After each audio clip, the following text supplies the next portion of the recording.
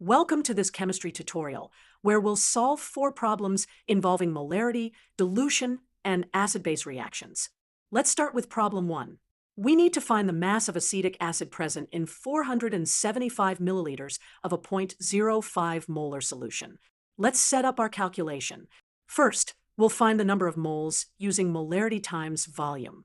Then, we'll convert moles to grams using the molar mass.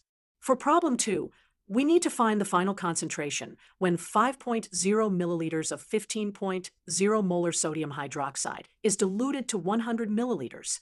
We'll use the dilution formula, C1V1 equals C2V2. Plugging in our values and solving for C2, we get 0.75 molar. For problem 3, we need to find the nitrate ion concentration when mixing 2 solutions. Let's find the total moles of nitrate ions from each solution, then divide by the total volume. From sodium nitrate, we get 0.025 moles of nitrate. From barium nitrate, we get 0.010 moles of nitrate, since each molecule provides 2 nitrate ions. The total concentration is therefore 0.35 molar. Finally, for problem 4, we need to find the concentration of hydrochloric acid given the volume and concentration of sodium hydroxide needed to neutralize it. In the neutralization reaction, 1 mole of HCl reacts with 1 mole of NaOH.